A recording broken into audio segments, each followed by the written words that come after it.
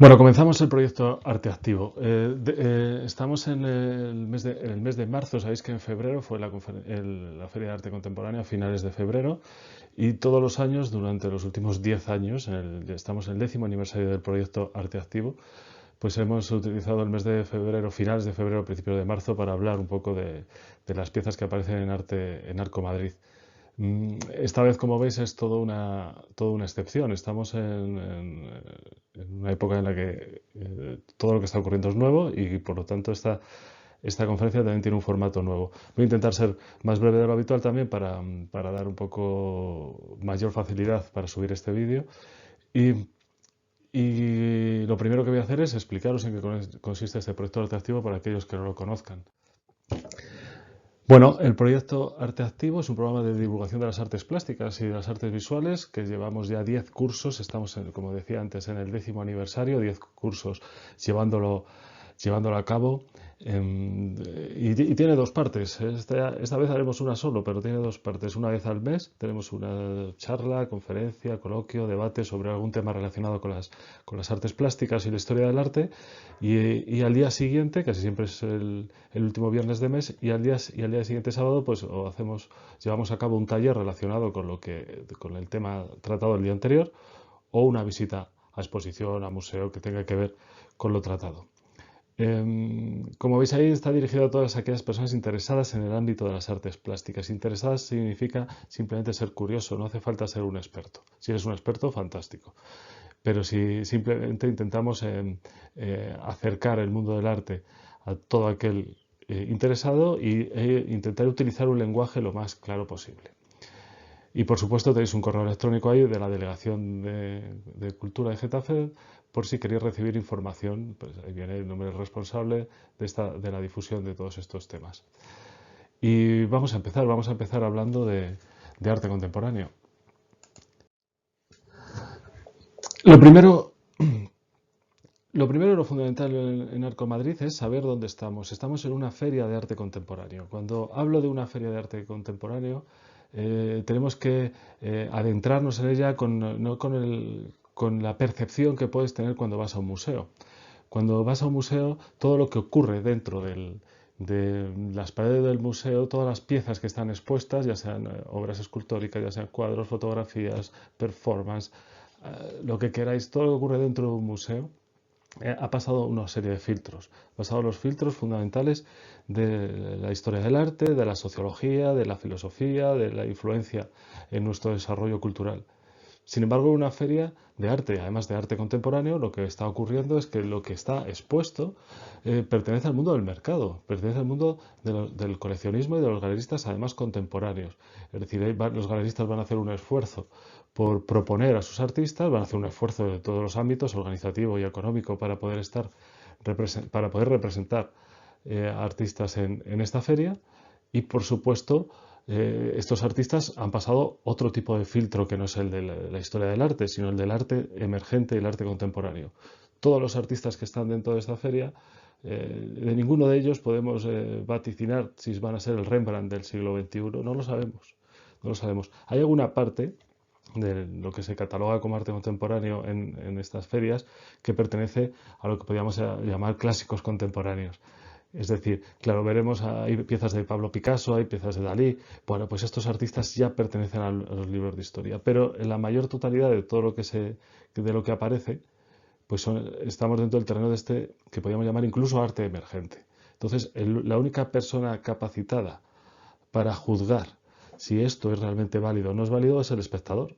Así que el visitante, el coleccionista, es el que va a decidir a través de su propio criterio totalmente subjetivo e individual si las piezas le interesan o no le interesan. Luego, dentro de 40, 50 o 60 años, pues quizá haya alguno que haya influido de forma capaz o eficaz en la historia del arte o en la historia de la sociología, pero en este caso simplemente son propuestas de artistas. Sin más, el arte contemporáneo es eso, es nuestra contemporaneidad. Nos va a reflejar lo que el artista percibe en el momento actual. Entonces nos va a llevar a reflexiones que en un futuro pueden ser importantes, puede llevar a cabo a reflexiones más profundas sobre cómo ha sido nuestra época, pero en este momento no lo podemos saber. Pensad en Vincent Van Gogh, que apenas vendió obra y sin embargo muchos años después se considera como uno de los precursores del arte expresionista, etcétera, etcétera. Bueno, pues en ese terreno casi inédito se encuentra el espectador en una feria de este tipo y por otro lado apasionante porque se convierte en un elemento absolutamente fundamental para valorar lo que ocurre aquí más allá incluso de las críticas de arte o de el propio movimiento del mercado contemporáneo. Y empezamos viendo ferias, piezas. Fijaos, voy a hacer lo siguiente en esta charla. Como voy a intentar ser breve, que me parece que no voy a ser capaz, pero bueno, voy a intentarlo, pues hay una pequeña selección de las piezas de una parte de las guías que he estado haciendo en Arco este año. Eh, y voy a ir desarrollando al mismo tiempo pequeñas fichas de la pieza que vemos, de qué artista es, si recuerdo el nombre, en algunos casos a lo mejor hasta lo he olvidado ya, y, y sobre todo los elementos fundamentales para entender la lectura del arte contemporáneo. El arte contemporáneo es absolutamente ecléctico desde todos los puntos de vista. Desde más o menos los años 70 podemos hablar que desaparecen casi los estilos, esto de los ismos o incluso los propios art, lo pop art, land art, este tipo de cosas, o el impresionismo, el expresionismo. En la actualidad casi están difuminados del todo. De manera que los artistas se convierten en elementos individuales que generan obras y que los galeristas van a promocionar como artistas individuales. Luego, para catalogarlo, nos viene bien pues decir, pues este artista perteneció a tal escuela, se habla de la formación, etcétera. Pero realmente es todo muy ecléctico. Y esto es uno de los shocks fundamentales de un espectador, de un visitante a una feria de arte contemporáneo cuando pretende aunarlo todo en un solo estilo, porque es imposible, porque no lo hay. Lo que interesa es de qué habla el artista y cómo lo hace. Por ejemplo, aquí tenemos esta pieza de Antoni Muntadas, que fue premio Velázquez, que es el máximo galardón que puede haber en las artes plásticas en España. Y nos presenta en el stand del país esta pieza que, como veis, es un elemento, un desarrollo arquitectónico, es casi podríamos hablar de una pieza escultórica, aunque realmente lo que interesa es más este elemento sin el casi conceptual de lo que está hablando. Él, que va a trabajar mucho sobre el grafismo, sobre la relación entre el significado y el significante de las palabras, pues nos presenta esta instalación que él llama palabras, en la que vemos que palabras que nos recuerdan a un universo muy familiar, como es objetividad, opinión, fake news, responsabilidad, debate, palabras que pertenecen a los medios de comunicación, cómo se van difuminando, cómo cada renglón de esas palabras va desapareciendo, se va deshaciendo. Es como si el peso del significado desapareciera en función de quién, en función de nosotros mismos. Pensamos que somos libres para elegir cuando tenemos muchas opciones, y es cierto, pero también es verdad que todas esas opciones para descifrar el significado de las palabras que se utilizan están totalmente condicionadas por los medios de comunicación, los medios de masa, las redes, etcétera. ¿Qué os voy a contar? Bueno, pues aquí Muntadas nos hace una propuesta plástica sobre cómo estas palabras generan renglones, por decirlo así, que se diluyen, que se difuminan, de manera que cada uno tendrá su propio renglón. Uno estará en la parte más aséptica de la palabra, opinión, otro estará en la parte más diluida. Vamos a pertenecer a ese ámbito de la subjetividad un poco y del control también que hay, no se sabe de qué poderes, para definir estas palabras. Bueno, pues Antoni Muntadas nos presenta esta pieza.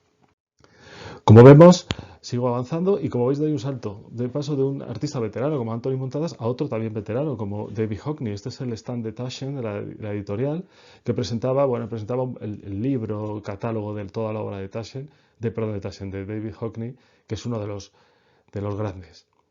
Y del pop art y del arte contemporáneo. Artista de 83 años que nació en Inglaterra, en Reino Unido, en Bradford, y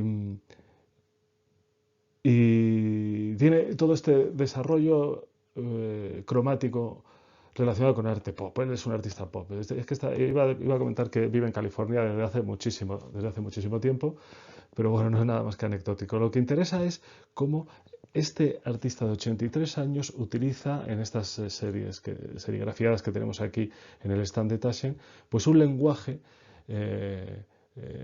basado pues, fundamentalmente en el dibujo, pero también en el cromatismo, ese color posiblemente relacionado con el arte fauve de Matisse, que tanto se puede relacionar con el arte de David Hockney. Y lo que más me interesa de esto es lo siguiente.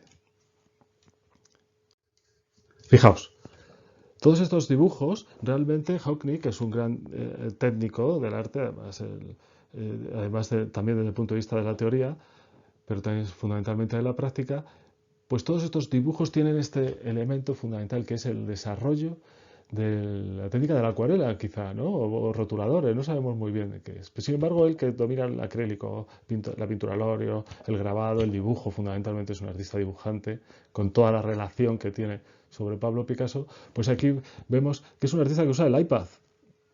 Es decir, un artista de 83 años que es absolutamente permeable a las nuevas tecnologías.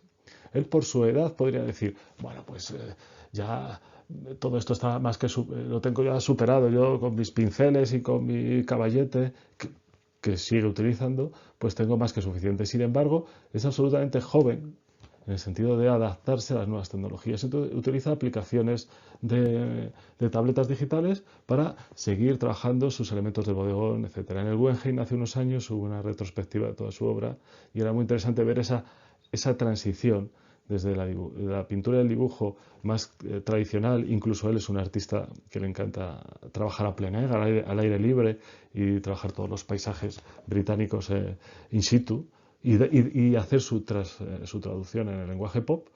Y de esta forma aquí lo que hace es decir, bueno, igual que apareció la cámara oscura en su momento, los artistas, y se revolucionó el mundo del arte, o igual que los artistas trabajaban en las paredes y en las cavernas, pero luego pasaron al mural, y del mural pasaron al caballete, y de la pintura del temple se pasó al óleo, ¿por qué no se podía pasar del pincel al lápiz digital? Bueno, es una propuesta muy interesante y Hockney es uno de los artistas más reconocibles en el panorama actual. Avanzamos y aparece una frase. Es solo cuestión de tiempo. Bueno, una de las características de este año de Arco Madrid 2020 es que no ha habido un país invitado. El año pasado, por ejemplo, fue Perú. Otros años ha sido habitual. Bueno, ha habido excepciones, como cuando se habló del futuro. Y este año también ha habido una excepción en ese sentido, porque tenemos esta pieza que resume un poco de lo que voy a hablar ahora mismo. Voy a hablar de dos elementos. Por un lado, del arte conceptual.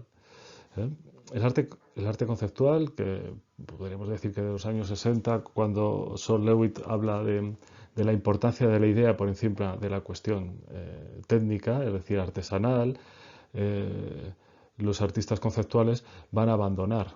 Y aquí no me voy a enrollar mucho en todo esto porque tendríamos que hablar después de lo que ocurre con el modernismo, el posmodernismo, etcétera, pero van a abandonar el ámbito técnico en función de la idea. Todo esto viene de Marcel Duchamp, el famoso urinario, y la descontextualización, etcétera, etcétera.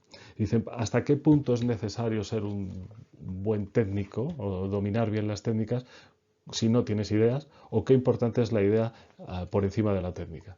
Bueno, pues el arte conceptual va a hablar un poco de todo esto.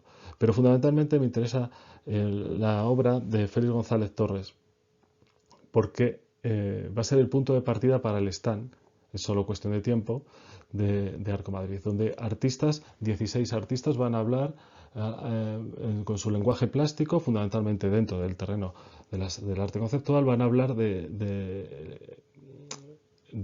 un discurso que tiene su punto de partida en la obra de Félix González Torres. Claro, cuando vemos esta frase, ¿qué es lo que ocurre?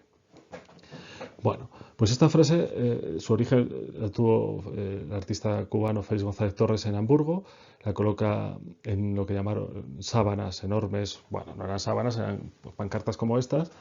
Esta es ahora porque con motivo de la Feria del Comadí se ha puesto por el centro de Madrid piezas de este artista cubano. Y por supuesto en Hamburgo estaba en alemán con esta letra gótica y simplemente ponía esta frase y no sabíamos nada más. Claro, si tú no sabes muy bien de qué está tratando el artista, pues una frase tal cual, para comprender la lectura no podemos hacer nada más que tirar de nuestra propia experiencia. Entonces, cuando vemos es solo cuestión de tiempo, pues pensamos en nuestro ámbito más cercano. ¿Es solo cuestión de tiempo de qué? ¿Es solo cuestión de tiempo de que me vaya a comprar un coche? ¿Es solo cuestión de tiempo de que vaya a trabajar mañana? ¿Es solo cuestión de tiempo de que vaya a cambiar de trabajo? Es solo cuestión de tiempo de qué. Tiráramos de nuestra propia experiencia. Fijaos lo potente que es esta frase si lo vamos contextualizando. Si hablamos de solo cuestión de tiempo en el momento en el que nos encontramos ahora mismo, las preguntas, las respuestas son múltiples en función de cada persona. Félix González Torres fue un artista cubano que nace en La Habana, que pasa muy pocos años en Madrid porque queda huérfano y su hermana pasa en Madrid y luego son adoptados por una familia puertorriqueña donde él va a estudiar artes y al final va a acabar siendo profesor de arte en Nueva York. Va a ser uno de los referentes en el arte conceptual y el minimalismo, esto que va a ocurrir después del pop art quizá. Y va a hacer propuestas en las que va a intentar, a través de las artes plásticas, normalizar el tratamiento que hubo hacia un tipo de población a finales de los 80 y principios de los 90. Cuando vemos la frase solo cuestión de tiempo, y os cuento que González Torres era homosexual, murió de SIDA y su pareja murió 5 años, 6 años antes que él, pues ya esta frase solo cuestión de tiempo parece que se empieza a delimitar, ¿no? Es solo cuestión de tiempo, y si ya conozco un poquito de su biografía, es solo cuestión de tiempo de que haya una cura contra el SIDA en aquel momento, o es solo cuestión de tiempo que todos muramos, es solo cuestión de tiempo que la gente deje de rechazarme, es solo cuestión de tiempo de que pase lo contrario, que acabamos siendo estigmatizados. Bueno, todo ese desarrollo sobre lo que ocurrió con el SIDA en los años finales de los 80, principios de los 90, ese elemento que estigmatizó durante un tiempo a los homosexuales porque se les relacionó directamente con la enfermedad y de hecho, y luego apareció la palabra castigo y cosas así. Y luego se demostró que no era cierto, por supuesto, que era un problema común. Pues los artistas como Félix González Torres intentaban normalizar su situación a través de las artes. De manera que esta frase, el artista conceptual presenta la frase sin más. Es decir, no nos va a dar más datos. Nosotros vamos a tener que completar. Y esto a veces nos llena de casi de insatisfacción o de impotencia. La responsabilidad de comprender una obra de arte, y en este caso de arte conceptual, no depende tanto del espectador, así que nadie se sienta cuando va a una feria de arte contemporáneo disminuido, por decirlo así, incapacitado o inferior al artista que parece, el artista y el teórico que están encumbrados, subidos en una especie de tótem filosófico, teórico, hermético, porque realmente el que vuelca el lenguaje es el emisor. El responsable del hermetismo de una obra es el artista. Y con esto no quiero decir que los artistas no sean capaces de desarrollar lenguajes más abiertos y más entendibles, sino que es simplemente una opción. Es una opción. Si yo hago demasiado concreto el mensaje, quizá lo reduzco. Si lo hago demasiado hermético, quizá amplío a que el espectador tenga que aportar parte de su experiencia en la obra. Eso ya son opciones del artista. Así que nadie se sienta, es que no tengo el conocimiento suficiente. El conocimiento nunca está de más, pero realmente el emisor es el artista y es el responsable de ese hermetismo. Bueno, pues a través de la obra de Félix González Torres es lo que aparece en el stand, es solo cuestión de tiempo en Arco Madrid, y 16 artistas van a trabajar sobre elementos como la identidad sexual, la libertad sexual, la igualdad en los diferentes géneros, el mundo del cuerpo, etcétera. Vamos a ver alguna pieza que aparece en el stand. Esta no aparece, esta es una pieza de Félix González Torres. Fijaos, dos relojes aparentemente de cocina que están quietos, que no tienen que además el título no nos aporta nada porque se llama sin título, lo cual hace que lo pasemos peor a la hora de intentar comprender lo que pasa. Sin embargo, dos relojes que están en sincronía, que empiezan, si los dejamos puestos durante un tiempo, pues pasarán los minutos, pasarán las horas y llegará un momento que simplemente por el mecanismo perderán sincronía. Se irán descompasando, por decirlo así, si existe. Se irá perdiendo esa sincronía. Entonces, al final, el tiempo va a provocar que casi ese paralelismo de las figuras desaparezca. Bueno, dicho así, pues no son más que dos relojes que se van moviendo lentamente. Se podría hablar incluso de arte cinético o de arte temporal si queréis, pero en el fondo si nosotros supiéramos que Félix González Torres cuando hace esta pieza lo que hace es colocar la hora del momento de la muerte de su marido, pues ya todo cobra otra interpretación, de manera que la lectura de la memoria, por decirlo de alguna forma, la manera de comprender qué está ocurriendo cuando tú tienes un recuerdo muy cercano en el tiempo y es muy latente, y a medida que va pasando el tiempo se va precisamente perdiendo sincronía, se va idealizando y la exactitud se va perdiendo. Bueno, pues quizá González Torres estaba hablando de esto. Cuando vemos esos relojes que se van descompaginando, pero muy poquito, milésimas de segundo, quizá nos está hablando de nuestras propias biografías, cómo todo lo que nos va ocurriendo, a medida que el tiempo va pasando, pues va difuminándose de manera leve. Bueno, pues estas eran las propuestas de este artista cubano y el stand de Arco pues va a tener artistas que van a hablar un poquito de temas similares.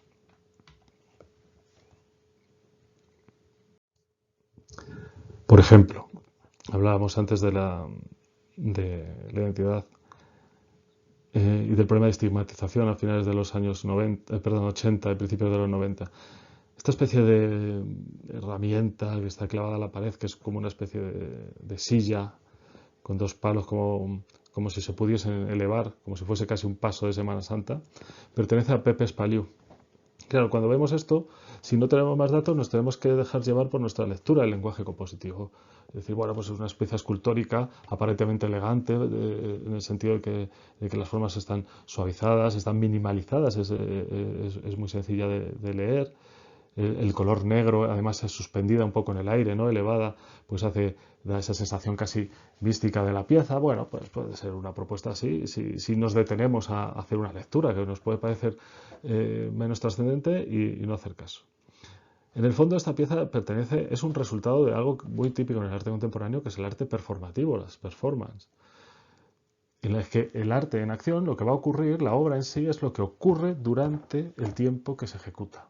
Es decir, no hay un resultado final. Nosotros cuando vemos a un artista pintar al óleo estamos esperando el final, estamos esperando el cuadro, para ver el cuadro y tenerlo colgado en la pared. Sin embargo, en el arte performativo, la pieza, la obra es justo cuando se desarrolla. Bueno, pues entonces, ¿qué ocurre? Que no podemos catalogarlo, no podemos tener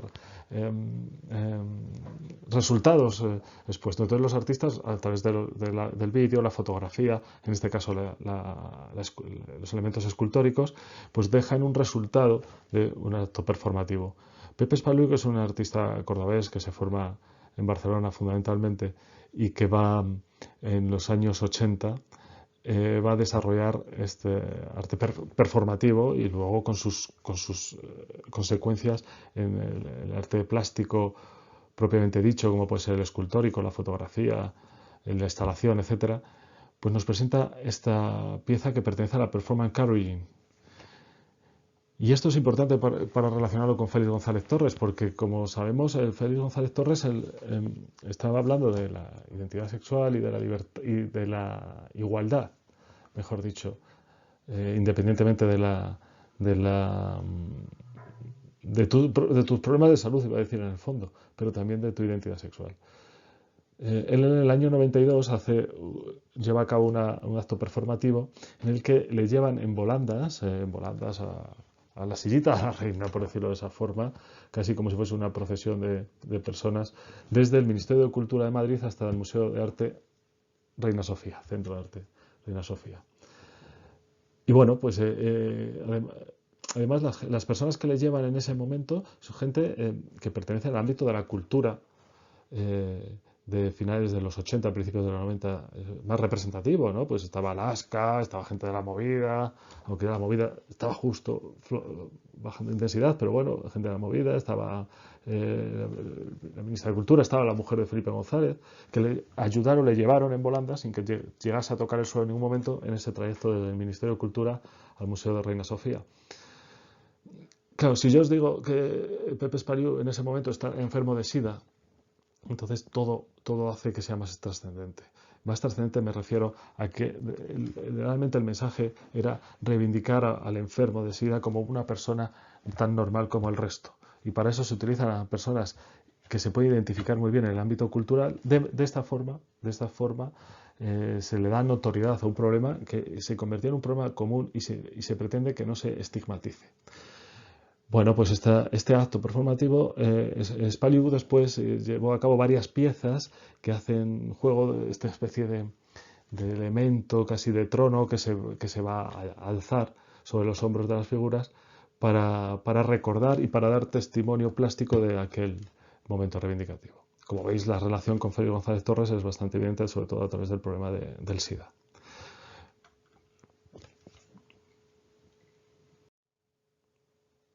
Y de María Icor, en este mismo stand tenemos este proyector. Esta pieza, claro, no la podemos ver demasiado bien. Vemos ahí un proyector con un mueble con diferentes latas de películas que hay. En el fondo apenas no se distingue muy bien, pero hay una lista con el contenido de lo que hay en las latas. Entonces esta pieza pertenece a esto por un lado tiene este efecto de instalación. Tenemos una pieza en la que se desarrolla toda la instalación y al mismo tiempo hay una acción en la que interviene el espectador, de forma que María Icor, cuando organiza esta pieza, dice, esto se tiene que llevar a cabo de la siguiente forma: hay una serie de latas aquí de películas, hay una lista, la gente, el espectador, el visitante puede elegir la que quiera, elige la película que quiera, ve en la lista la que le interesa y se pone, pero solo se puede poner en abierto, por decirlo así, con luz y que la gente lo vea, el resto. No te puedes llevar la lata a tu casa o con toda la pieza tenerla en tu casa y ver las películas tú solo. ¿Por qué hace todo esto? Bueno, fijaos, aquí tenemos un ejemplo de cómo era, simplemente no tiene más, y lo que aparece en el proyector, que es lo que no tengo grabado y que os voy a contar. Claro, en las 16 latas que había, me parece que eran 16, de todo lo que se habla, además se llaman películas de lecciones de sexo. Entonces hay imágenes explícitas de diferentes opciones sexuales, de todo tipo. De forma que dices, bueno, todo esto casi puedo pensar en la pornografía. ¿Por qué aparece aquí un falo? ¿Por qué aparece aquí un cunilingus? ¿Por qué todas estas cosas que se podían seleccionar en estas latas? Pero solo lo puede ver, lo tiene que ver todo el mundo. Bueno, es evidente. Es evidente.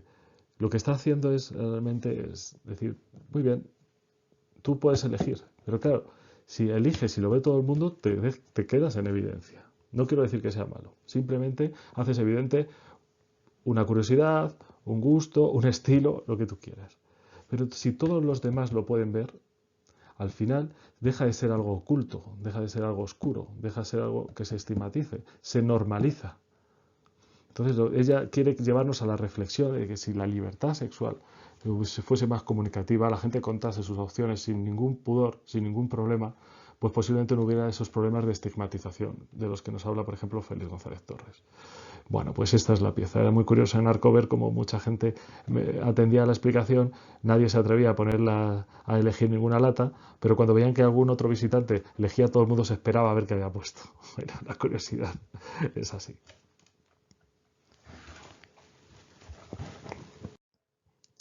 Y dentro de este stand tenemos otra pieza. Solo he elegido 3 de las 16 que había porque si no me voy a pasar el tiempo muchísimo, como siempre me pasa.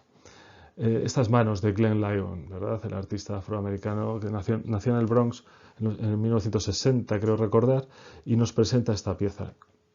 Bueno, Desde el punto de vista estético nos podemos dejar llevar sin saber nada. De nuevo estamos un poco en ese terreno. ¿De qué me están hablando estas manos? Pues tú puedes pensar, bueno, pues son luminosas, estéticamente es muy bonito. Pues un coleccionista puede incluso pensar, pues a lo mejor me cabe en el salón, etcétera. Bueno, es uno de los motivos donde la gente más fotos se hizo durante la feria porque llama mucho la atención.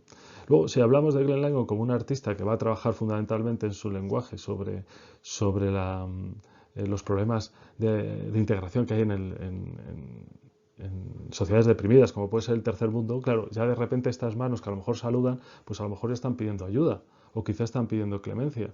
Es decir, pero ya tenemos un discurso que nos orienta hacia un sentido.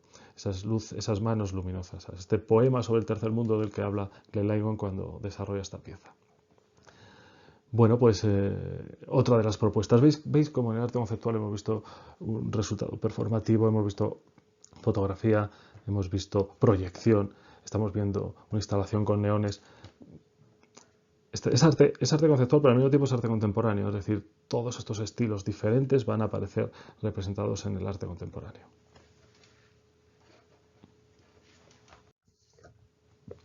Bueno, y sigo ya dentro del pabellón.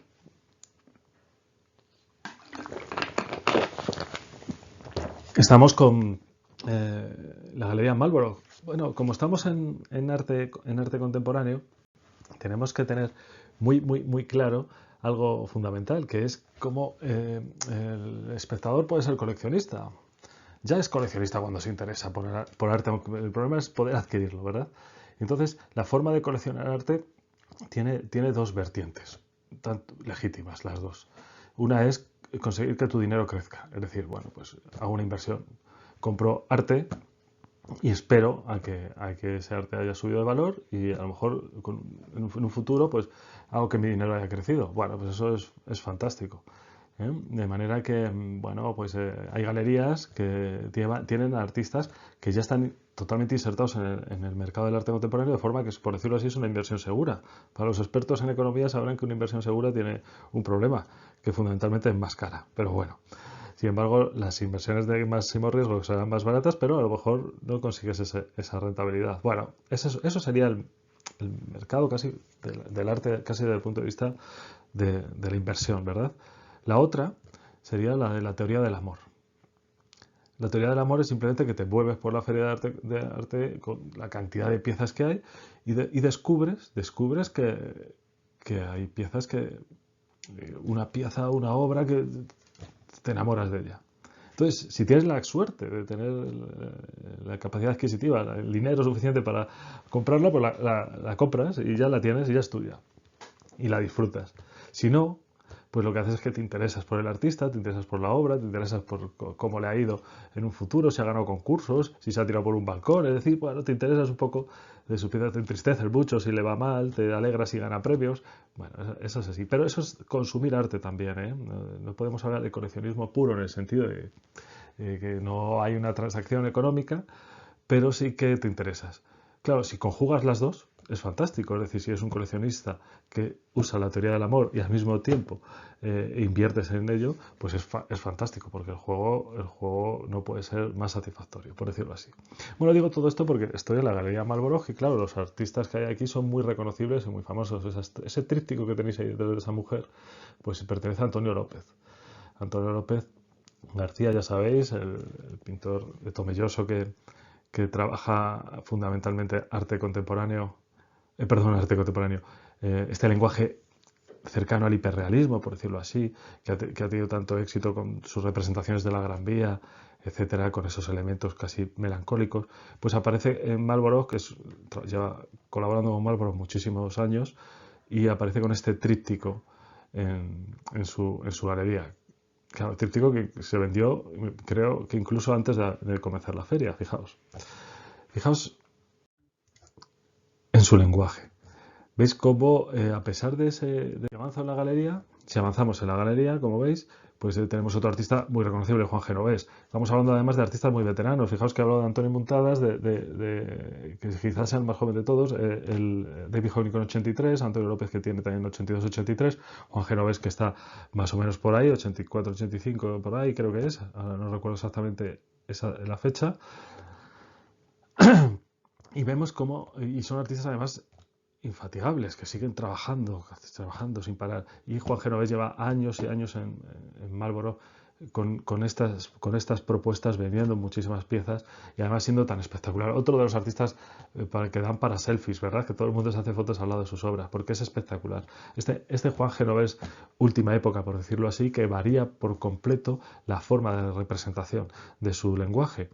Porque Genovés, si recordáis el cuadro del abrazo, por ejemplo, creo que es del año 78, 79, en el que aparecen los personajes de forma, sus cuerpos, por decirlo así, son perpendiculares al suelo, por decirlo de esta forma, o verticales.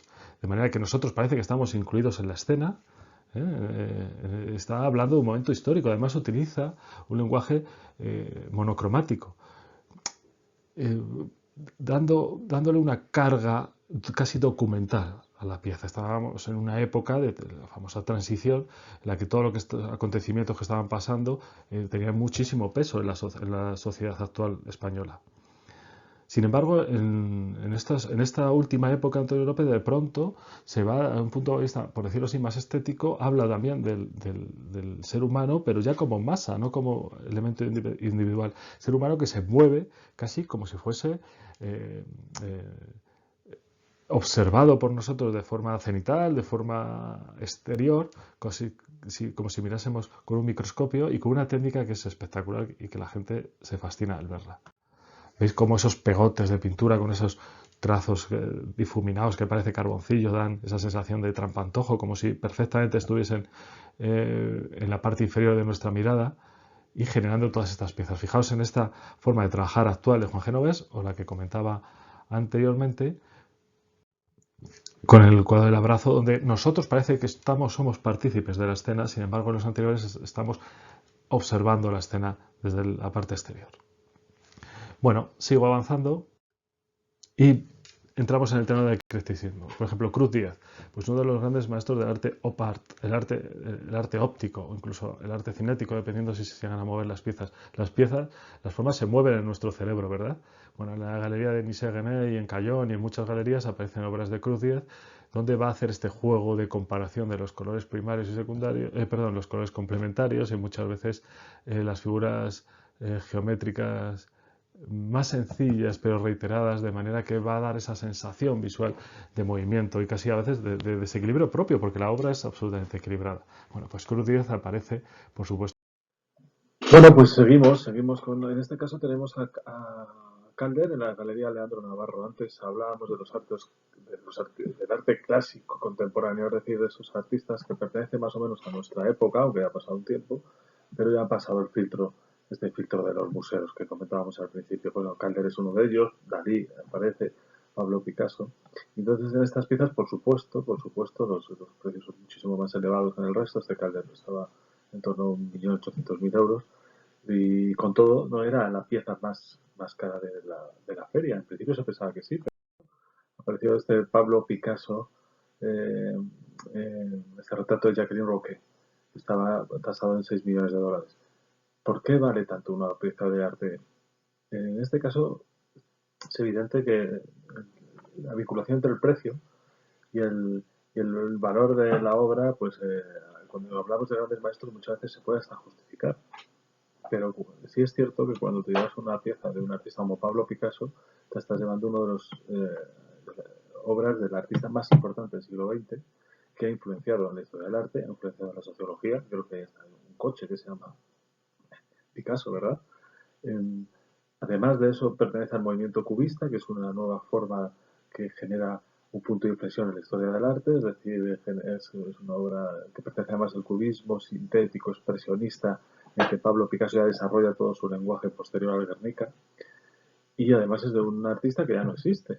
De manera que la pieza cobra más valor aún porque no puede haber más reproducciones o más obra de este artista, lo cual hace que todo eso vaya entrando en ese saco que es el precio del cuadro y además habría que unirle las normas del mercado, de forma que una obra artística puede valer lo que, lo que consideren oportuno los críticos, los historiadores, etcétera, etcétera. Ahora bien, el precio va a depender de otras marcas que se pertenecen al mercado. Bueno, como vemos en Arco tenemos galerías de este tipo, pero también hay galerías que trabajan artistas, como decíamos antes, de los vivos, por decirlo así, que están en el mercado, como la Galería de Tadeusz Ropac. Aquí vemos una panorámica de la galería, donde tenéis a vuestra izquierda una pieza de Tony Craig, esta escultura alargada y con esos reflejos que tiene, esa forma estratificada que tiene Tony Craig de elaborar la escultura. O a la derecha tenéis obras de George Baselitz, artista neoexpresionista, donde las figuras siempre están boca abajo y donde va a trabajar ese shock que presenta casi es una marca de fábrica, ¿verdad? Cuando vemos una pieza que está boca abajo, estamos pensando, ya sabemos que es una obra de George Baselitz. Y además nos genera esa duda de si, hasta qué punto es el artista ha cometido un error, no ha cometido un error, elige esta forma de trabajo. De hecho, trabaja así. Su planteamiento del dibujo y de la obra es boca abajo, desvinculándose de los elementos simbólicos de la representación y dejándose llevar por el mundo de las manchas, pero dentro del terreno figurativo. O al fondo se ve ahí un poquito a la izquierda entre esas figuras que hay visitando la feria, pues un cuadro de Miquel Barceló, pero del año 84, donde se ve muy bien cómo Miquel Barceló en esa época, por supuesto, su lenguaje es absolutamente de texturas, de cargas, eh, casi de paredes de las cavernas, pero las monocromías eran más evidentes que en sus obras posteriores. El color en la obra de Barceló se va azulando con el paso del tiempo, se va generando más, más mediterráneo, realmente. Bueno, seguimos y paso a la galería Rocío Santa Cruz. En la galería Rocío Santa Cruz tenemos un stand dedicado a CSP. Hemos estado hablando de los años 80, de los años 90, y CSP fue uno de los artistas más reconocidos en la historia del arte, perdón, la historia del arte, en la historia de la movida madrileña, porque era fue diseñador gráfico, fue dibujante de cómic, fue cartelista, dibujante de fanzines, en un momento en que había un movimiento artístico muy potente en Madrid, y CSP fue uno de las figuras referenciales, pero también tuvo una vertiente pictórica. Y además, cuando él mismo se descubre como artista pictórico, pues descubre que hay una especie de explosión del color. Vemos no abandona toda su iconografía continua, como tenemos en esta pieza, que realmente es una pieza escultórica, porque aunque es bidimensional y está sobre la pared, pero es una figura de madera tallada, que luego está coloreada y dibujada sobre ella por el artista, donde aparecen todas las imágenes referenciales de sus obras. Y como vemos, va a aparecer en esta acuarela, por ejemplo, este juego de la oca, donde se reproduce pictóricamente todo su universo. O esta otra pieza que casi nos recuerda a las obras dalinianas, ¿verdad? Con ese uso de las plantillas, los círculos, esas figuras que flotan, esa narración gráfica abstracta, por decirlo así. No digo abstracta en el sentido de que las figuras no se reconozcan con nuestra experiencia visual, sino que hay una narración donde el hilo conductor de los elementos pertenece más a lo iconográfico que a la narrativa lineal.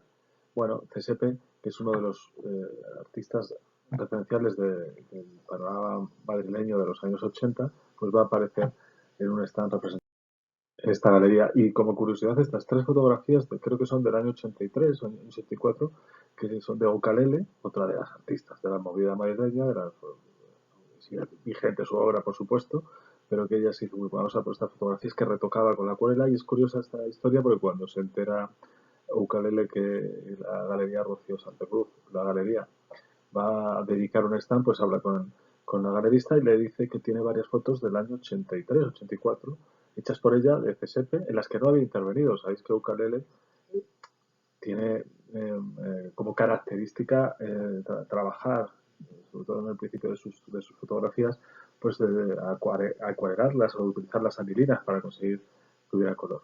Bueno, pues aquí lo que he hecho es, ahora en el 2020, intervenir en tres fotografías donde aparece el artista homenajeado, generando una obra contemporánea, emergente o actual de hace 30 años. Y seguimos. Seguimos. Fijaos, de Joyce Hortalá, esta pieza es muy interesante.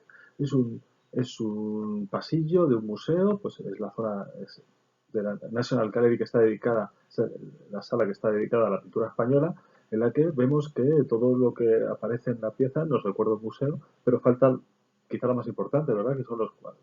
Aquí hay una reflexión doble. Por un lado, esta pieza que parece una fotografía no lo es. Es un trampantojo, es un cuadro de 6 metros de ancho más o menos y 3 de alto, pintado al óleo por el artista, de manera que está jugando con la pintura tradicional y al mismo tiempo hace una reflexión muy interesante en algo muy recurrente en el arte contemporáneo, que es eh, la definición de una obra de arte dentro del arte contemporáneo. Una de las definiciones o una de las características de una obra de arte contemporánea es el sitio, es decir, dónde está ubicada. Es decir, si nosotros tenemos una silla puesta en nuestro salón y sirve para sentarse, no es una obra de arte, pero si cogemos esa silla y la ponemos en un pedestal y le llevamos a una sala, se convierte en una obra de arte, porque está descontextualizada. Ya hemos comentado algo de Champ hace un rato. Pues esto nos lleva a la conclusión que muchas veces el contenedor de la obra de arte va a ser la que va a definir a la pieza como tal.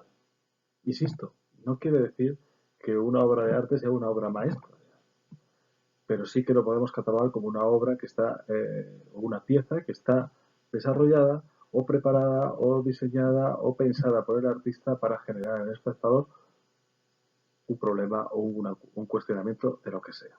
Bueno, aquí Yuso Taras hace un trabajo fino, delicado, de técnica, de alta técnica de la pintura al óleo, donde nos engaña, por supuesto, nos creemos que es una fotografía, pero en el fondo solo está representando las salas vacías de un museo. Quizá está haciendo referencia a que esas salas son las que definen a las obras de arte. O ya que estábamos hablando de la movida madrileña, de la pintura de los 12 Sepe y con todo lo que Félix González Torres nos planteaba en el stand dedicado a sus ideas artísticas, pues tenemos otro artista como Guillermo Pérez Villalta, que es uno de los referenciales de la pintura de los años de los 90 fundamentalmente, donde juega a llevarnos y traer y retrotraernos, por decirlo de alguna forma, casi a la pintura pre-renacentista, ¿no? Cuando Brunelleschi descubre la perspectiva y tenemos a Piero de la Francesca con la ciudad ideal, esas perspectivas que eran tan perfectas, estaban tan bien diseñadas que parecían ideales y por eso no parecían naturales, pues Previalta nos hace todas estas alusiones a todo ese ámbito. Como vemos, el arte contemporáneo es muy ecléctico. Tenemos lenguaje de todo tipo y todo está en función de lo que el artista nos quiera mostrar. Continuamos con elementos compositivos. Esto que tenemos aquí de Fernando Casas Empere, que es la exposición que tenía en la Casa de América, es una esfera, es un círculo. Los elementos compositivos en el arte contemporáneo son fundamentales, siempre son fundamentales para la lectura de arte, pero en el arte contemporáneo no suelen estar ocultos. Es decir, nosotros podemos hacer una composición llena de líneas verticales, unas más inclinadas en un lado, otras menos inclinadas en el otro, y luego encima poner un caballo, poner un montón de figuras y de repente es el cuadro de las lanzas. De manera que el sistema, la estructura compositiva queda oculta detrás de las figuras. En el arte contemporáneo se hace más evidente en las obras plásticas esos elementos compositivos por sí mismos. De manera que aquí tenemos un círculo con todo lo que conlleva este círculo, que realmente es una obra escultórica, es una esfera. Entonces, podemos hablar de lo curvo, de lo femenino, de la maternidad, etcétera, etcétera, o posiblemente, como habla el artista aquí, del propio planeta. Y nos fijamos en las figuras. No puedo ampliar la fotografía, pero sí que podemos ver cómo, si lo pudiésemos ampliar, ya os lo cuento yo, pues está formado por un montón de vértebras hechas de arcilla, pero son vértebras como huesos, una estructura ósea para generar una especie de planeta, una forma esférica. Bueno, ¿de qué nos habla el artista? Fijaos, objeto o el material que se utiliza en las piezas de arte contemporáneo forman parte de la narrativa. Nos van a dar pistas. Si vemos un cuadro al óleo, pues nos interesa lo que se representa con el óleo. Pero, sin embargo, no nos importa demasiado que esté hecho al óleo, acrílico o en acuarela. Sin embargo, hay artistas que van a utilizar los materiales para que ellos den pistas de la narrativa. Claro, si él está usando vértebras y huesos, lo óseo sería lo último que nos queda, es decir, es la muerte, es el polvo en el que nos vamos a convertir, ¿verdad? Y al mismo tiempo va a generar un planeta. Todo el discurso de Casasempere está en torno, en esta exposición, en torno a lo que estamos haciendo con nuestro planeta. Es decir, si no tenemos cuidado y no cuidamos de la naturaleza, nuestro planeta se va a convertir en una esfera de huesos. Bueno, vemos este volumen circular para hablar del planeta Tierra. El arte y la ecología van a estar muy presentes dentro del arte contemporáneo. Otro círculo, por otro lado, que tenemos aquí, otra forma compositiva circular que de repente de nuevo nos llama otra vez a pensar en el planeta. Esta ya sería un tondo, ya no es una esfera, ya es una obra sobre lienzo, una obra bidimensional, pero en formato circular. Fijaos que siempre estaba hablando de lo muerto y aquí quizá por el cromatismo, por las texturas, podríamos hablar de lo orgánico, de lo biológico, de lo vivo. Casi es un fondo marino. Aquí Cristina Babiloni lo que va a hacer es llevarnos a través de una gama casi monocromática de azules, pero donde vemos diferentes tipos de azules. Vemos el azul cobalto, el azul celeste, el azul cian, los violetas, los colores rosados, azulones. Es decir, y todas esas texturas que casi recuerdan a un coral, pues nos lleva a otro tipo de planeta. Es decir, esta crea una visión optimista de lo que acabamos de ver hace un momento. Es decir, habla sobre el planeta y habla sobre la inmensidad de la fuerza de la naturaleza. Bueno, seguimos.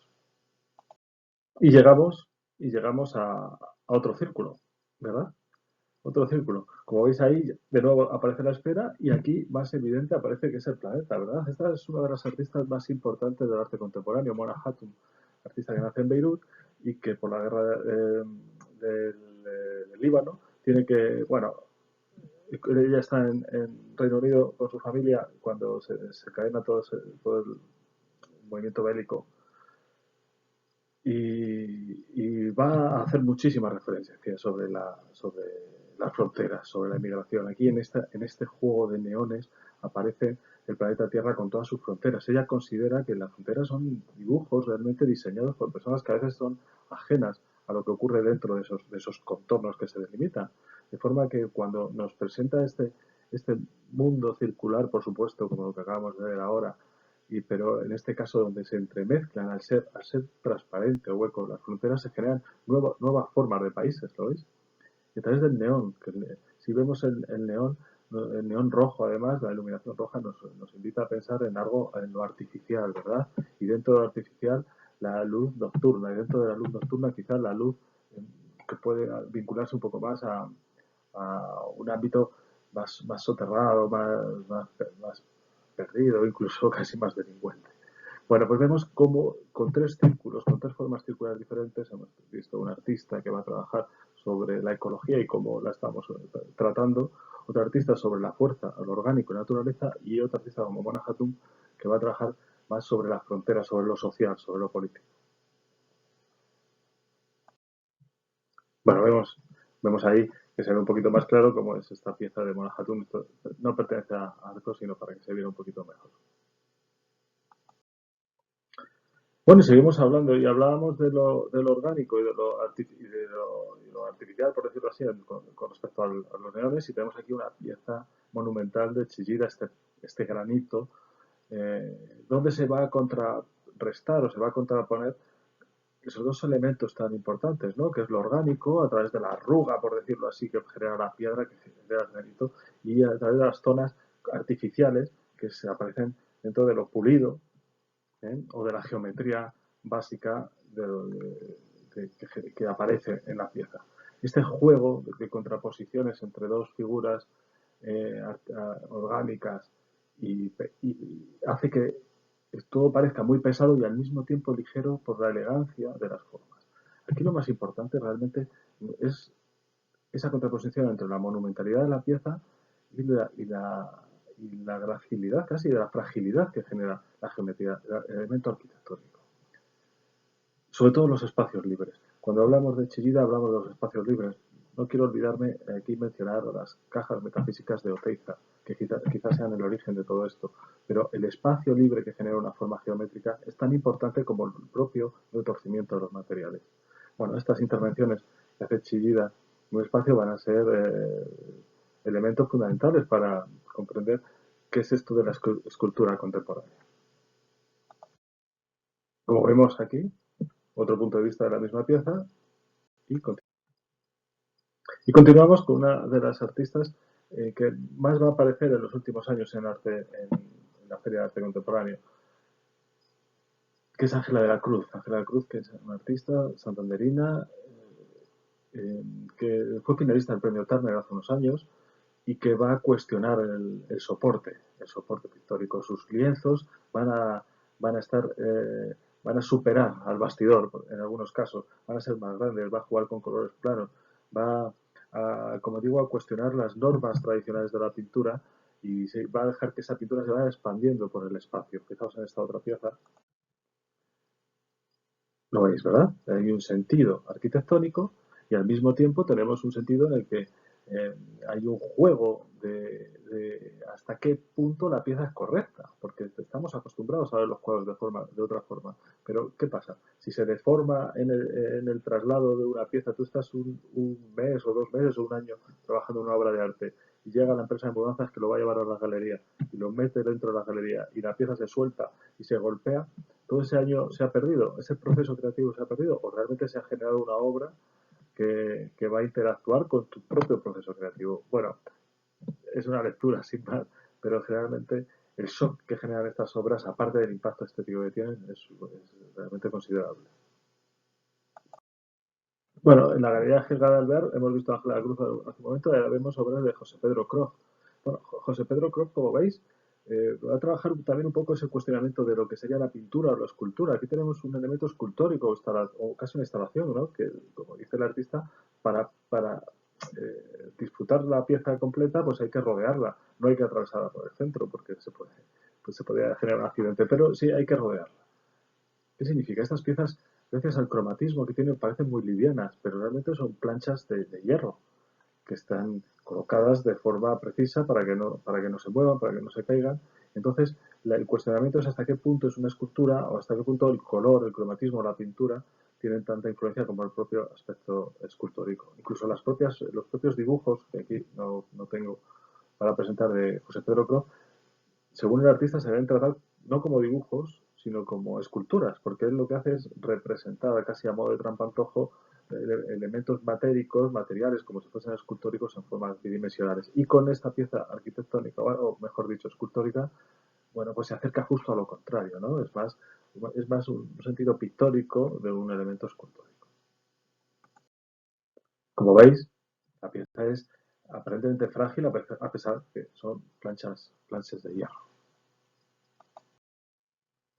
O, por ejemplo, estas piezas de Carlos Garaycoa. Estamos en el terreno de la fotografía y fijaos en este puzzle que estáis viendo aquí. Tenemos dos fotografías, una que está delante de la otra. La que está delante está formada por piezas de un puzzle y detrás hay otra. Cuando se van cayendo las piezas del puzzle y aparece una figura detrás. Entonces, ¿qué es lo que ocurre? Que la fotografía del puzzle es un edificio que está en una fase de ruina o va a ser restaurado. Y la foto que está detrás es la restauración del edificio. De forma que es muy bonito este juego. Las piezas de puzzle se caen y aparece el edificio nuevo. Bueno, desde el punto de vista estético funciona muy bien. Ahora bien, ¿qué pasa? Lo pongo desde este otro punto de vista para que se vea mejor. ¿Qué ocurre? ¿Qué ocurriría si fuese una ciudad, yo que sé, como Nueva York, por ejemplo? Bueno, pues que el edificio que está en ruinas sería un edificio viejo y lo que aparecería detrás sería un edificio, pues un rascacielos impresionante. Sin embargo, si nos fijamos en estas fotos, lo que está delante y lo que está detrás apenas hay variaciones, es muy parecido. Claro, Carlos Garecoa, que trabaja, es fotógrafo y trabaja sobre la reflexión de que las ciudades y las arquitecturas van a ser reflejo de cómo funciona una sociedad, es decir, cuando vamos a una sociedad y vemos que todo está ordenado, todo está bien restaurado, todo todo está organizado, está limpio, pensamos, bueno, pues el sistema de gestión de esta sociedad funciona. Y si vemos que está todo derruido, pues pensamos aquí algo pasa, algo falla. Claro, él trabaja, ha nacido en La Habana y trabaja fundamentalmente en La Habana, en Cuba. Y lo que nos va a decir es, fijaos cómo el edificio que se cae y el edificio de restauración, mi sistema no consigue que haya apenas diferencia. Es decir, a través de un lenguaje plástico y un lenguaje muy elegante, consigue hablaros de un problema bastante profundo como es el desarrollo sociopolítico, socioeconómico, en este caso de su propia sociedad, de La Habana. Y sin embargo, aquí teníamos la obra de Rico Sakiner, de artista finlandés que vive en Talavera de la Reina, que hace este chiste sobre Franco. ¿Por qué he puesto estas piezas una al lado de la otra? Porque en Arco estaban una al lado de la otra. Y Carlos Gadecoa está hablando de un problema bastante grave que tiene su sociedad. Sin embargo, aquí el periodismo en general, pues como este año no ha habido obra polémica, o este año no ha habido cosas que provocasen a la gente a rasgarse la vestidura, pues en cuanto vieron a un artista que había representado a Franco, pues ya se fueron todo el periodismo a entrevistar a Sakine, que además es un tío muy majo, y esto era simplemente un chiste. Franco no fue tan malo como dicen y hace un dibujo a rotulador y pone un montón de textos en los que dice cosas que él ha oído, ha visto por internet que dicen que Franco hizo. Y lo que nos hace reflexionar sobre qué cosas son realmente ciertas y cuáles no. Realmente no es nada más que un chiste. Sin embargo, la prensa generalizada se centraba más en esto por la fuerza iconográfica de la figura de Franco en nuestra sociedad y en todo el revuelo que hay siempre relacionado con la ideología y la política, más que en las piezas de Gadecoa que estaban justo detrás de esta pieza.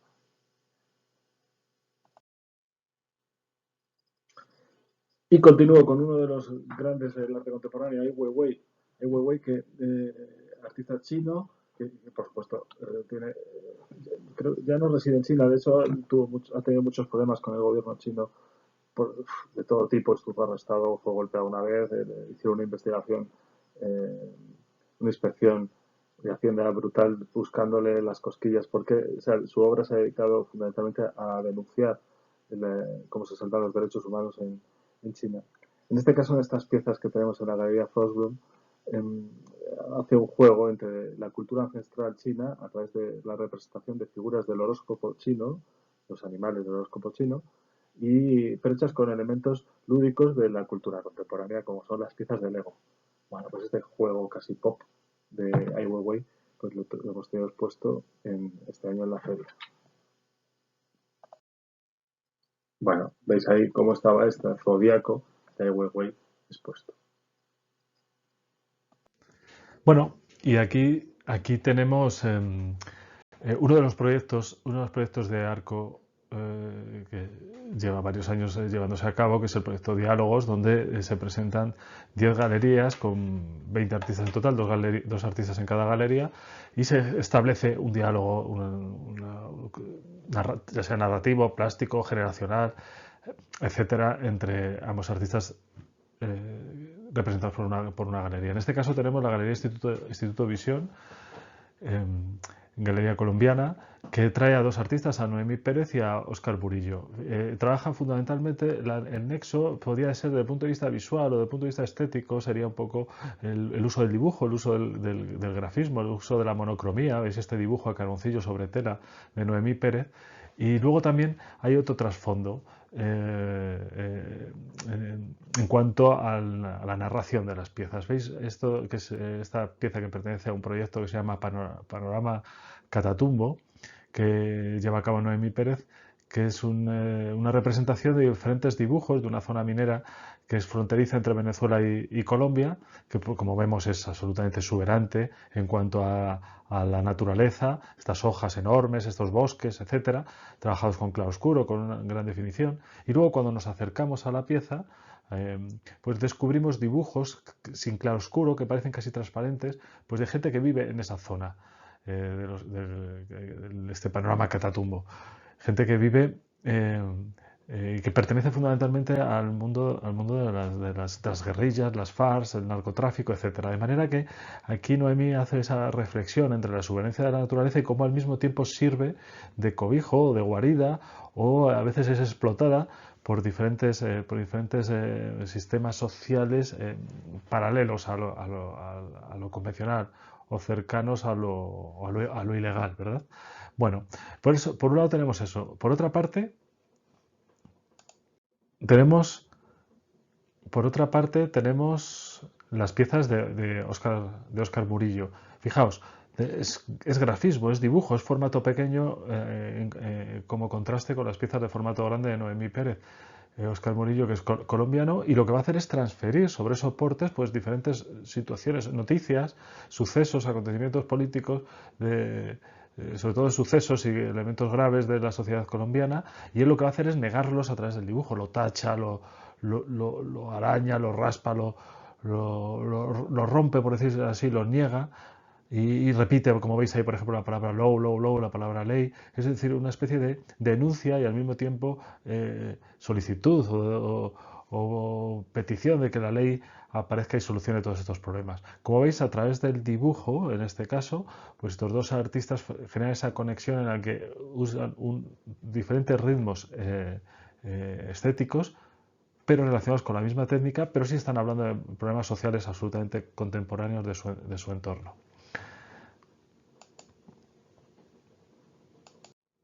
Seguimos y otra forma de dibujo. Ahora ya estamos desde un punto de vista más estético, por decirlo así. En la galería Estudio Trisorio tenemos a Fabricio Cornelli, que dibuja, por decirlo de esta forma, en el aire. Esto que veis aquí, estas caras de perfil, realmente no son dibujos sobre la pared, sino, o sí son dibujos sobre la pared, pero hechos con la proyección de la luz y diseñados o diferenciados a través de las sombras. De manera que lo que va a hacer es generar unas plantillas de cobre que va a recortar y va a estudiar perfectamente el ángulo y la inclinación de la luz sobre esas plantillas, y esa proyección de las sombras va a generar estos dibujos. Los dibujos de Cornelio últimamente, estas proyecciones que está entre medias entre lo escultórico y, y el dibujo y lo pictórico, pues en los últimos años han llamado mucho la atención en la feria y son temas, es un artista recurrente en los últimos años.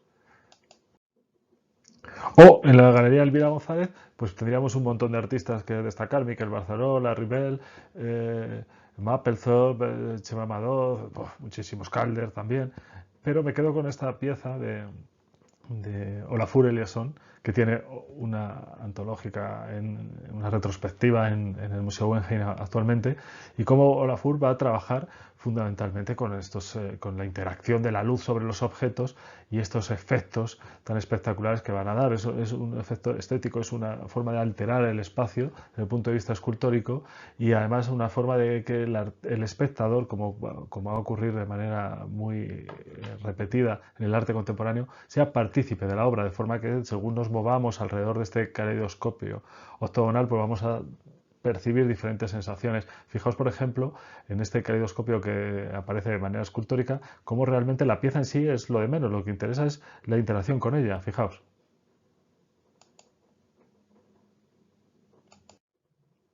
¿Veis? Hay un punto de vista en el que de pronto este caleidoscopio genera reflejos, la interacción de la luz, las transparencias, todo esto, y nos lleva pues, a este mundo de colores tan peculiar. Olafur Eliasson.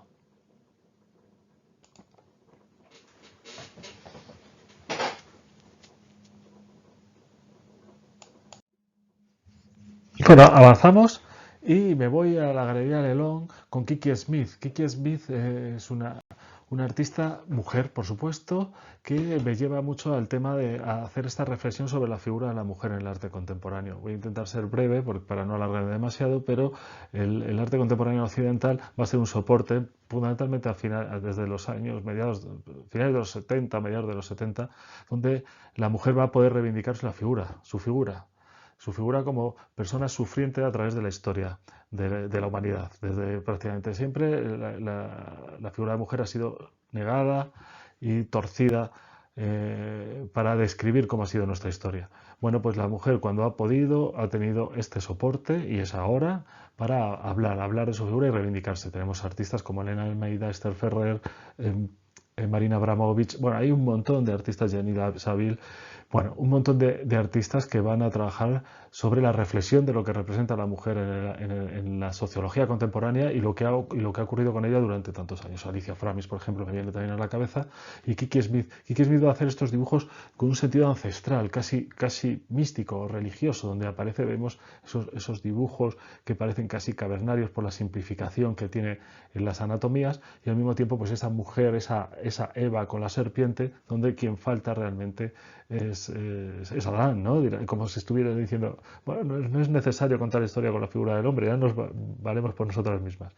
Hace mucho efecto, mucha relación a lo orgánico, a lo reproductivo, a la mujer como generadora de vida, y entronca muy bien con el discurso de otra de las grandes artistas como Louis Bourgeois en su forma de narrativa.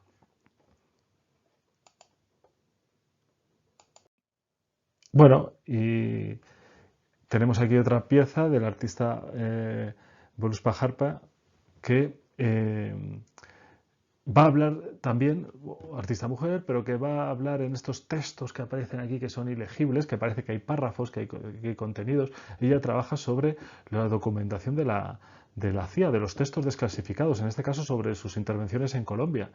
Y de lo que nos está hablando realmente es cómo nosotros nos acercamos a sus piezas e intentamos leer lo que de lejos parece que hay y son ilegibles, son letras que están como invertidas, como si fuese de una imprenta, no se puede leer. Claro, ella cuando estudia los textos desclasificados, los documentos desclasificados de la CIA, descubre que hay un montón de párrafos que no se puede leer, que están tachados. De manera que dice, hace esta reflexión desde el punto de vista artístico de cómo, aunque nos creamos que nos cuentan todo lo que ha ocurrido en la historia, pues, lo hacen de manera sesgada, de manera que nunca vamos a llegar a la verdad absoluta. En este caso, pues ella hace en toda su obra una crítica bastante profunda sobre el colonialismo en la cultura latinoamericana. Seguimos.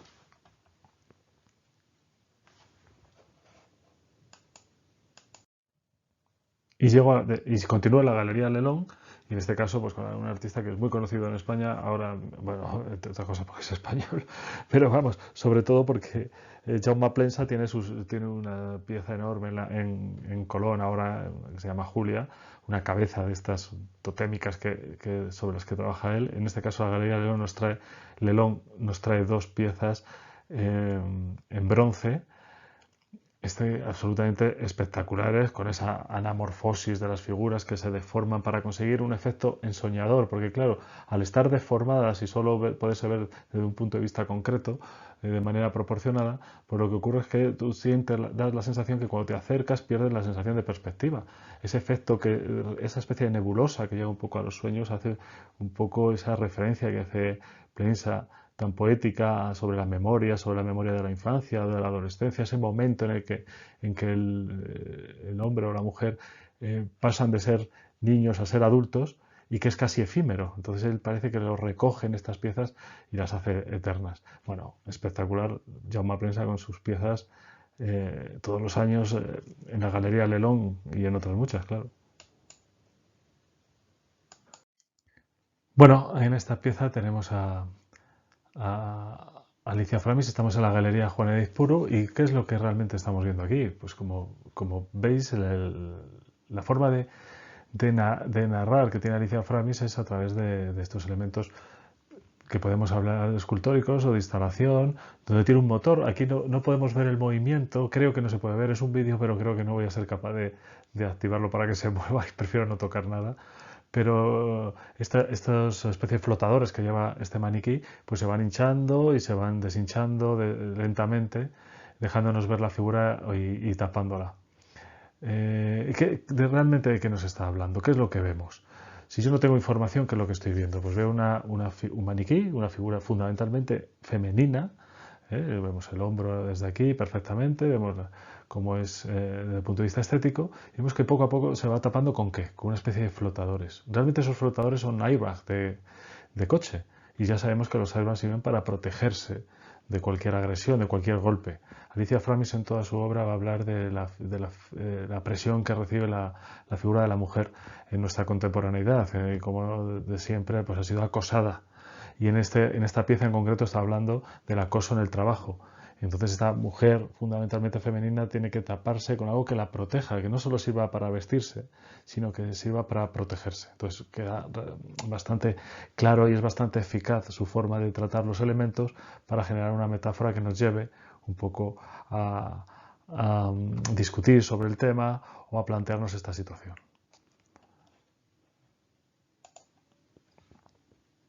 Vemos ahí a la figura que se va moviendo poco a poco.